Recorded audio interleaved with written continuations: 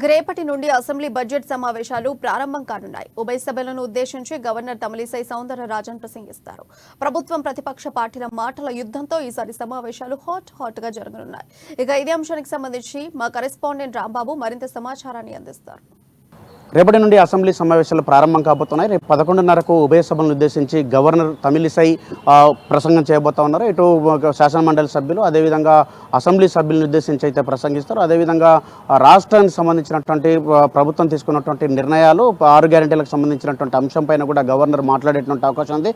ఎల్లుండి గవర్నర్ ప్రసంగం పైన ధన్యవాదాలు తీర్మానం తెలిపిన తర్వాత 10వ తారీఖు నాడు ఆర్థిక శాఖ మంత్రి భట్టి విక్రమార్క అసెంబ్లీలో బడ్జెట్ ప్రవేశపెడతారు. అదేవిధంగా శాసనమండలిలో కూడా శాసనసభ వ్యవహారాల శాఖ మంత్రి దుద్దిల్ల శ్రీధర్ బాబు బడ్జెట్ను ప్రవేశపెడతారు. మొత్తానికైతే ఇటు 12 నుండి అయితే 17 వరకు లేదా 15 తారీఖు వరకు ఈ యొక్క బడ్జెట్ సమావేశాలు కొనసాగేటువంటి అవకాశం ఉంది.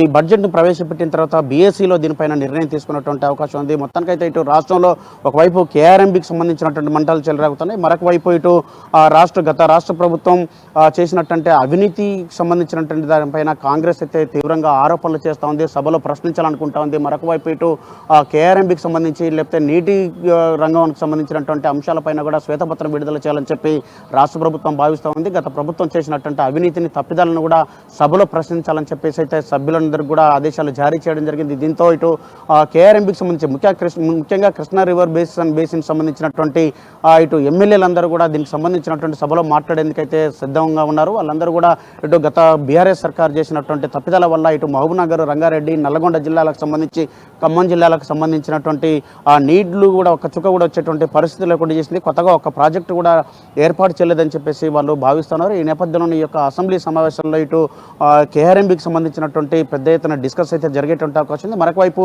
మిషన్ భగీరథ కానీ కాళేశ్వరం కానీ వివిధ అనేక ప్రాజెక్టులలో కూడా భారీ అవినీతి జరిగిందని చెప్పేసి ఈ అవినీతిని అంతా కక్కిస్తామని చెప్పేసి అయితే ప్రస్తుత కాంగ్రెస్ పార్టీ ప్రభుత్వం చెబుతా ఉన్నది. మరొక వైపు ముఖ్యమంత్రి రేవంత్ రెడ్డి కూడా దీనిపైన సీరియస్గా ఉన్నారు. ఈ యొక్క గత ప్రభుత్వం చేసినటువంటి అన్ని తప్పులపైన కూడా ఎంక్వైరీ విచారణ చేయించాలని చెప్పేసి అయితే రాష్ట్ర ప్రభుత్వం భావిస్తున్న నేపథ్యంలో ఈ యొక్క అసెంబ్లీ సమావేశాలకు ప్రత్యేకత ఏర్పడనుంది. ఎందుకంటే మాజీ ముఖ్యమంత్రి కేసీఆర్ కూడా ఈ యొక్క అసెంబ్లీ సమావేశాలకు హాజరు కాబోతున్నారు. ఈ సమావేశాల్లోనే ఇటు ఈ యొక్క చర్చ జరిగేటువంటి అవకాశం ఉంది. ప్రస్తుతం తెలంగాణ రాష్ట్రం ఏర్పడిన తర్వాత ఇటు కొత్త ముఖ్యమంత్రిగా రేవంత్ రెడ్డి, పాత ముఖ్యమంత్రిగా ఇటు కేసీఆర్ కూడా ఇక్కడ సభల్లో పాల్గొనేటువంటి అవకాశం ఉంది. ఈ యొక్క అరుదైన సంఘటన కూడా రేపటి సభలో ఆవిష్కృతం కానున్నది. మొత్తానికైతే మరొక వైపు 13 తారీఖు నాడు రైతు గర్జన నిర్వహించాలని చెప్పి నల్గొండలో బీఆర్ఎస్ అయితే ఏర్పాటు చేస్తూ ఉంది. దీనికి సంబంధించినటువంటి అంశం పైన కూడా చర్చ జరిగేటువంటి అవకాశం ఉంది. మొత్తానికైతే ఇటు సభ్యులు అయితే ఇటు గత సర్కారుకు సంబంధించినటువంటి అనేక తప్పిదాలను ప్రశ్నించేందుకైతే ఈ యొక్క అసెంబ్లీ సమావేశాలు వేదిక కానున్నాయి. మొత్తానికైతే కేఆర్ఎంబీ మంటలు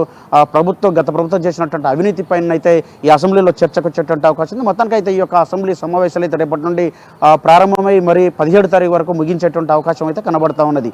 కెమెరామెన్ మనోజ్తో రాంబాబు, అమ్మానేస్, హైదరాబాద్.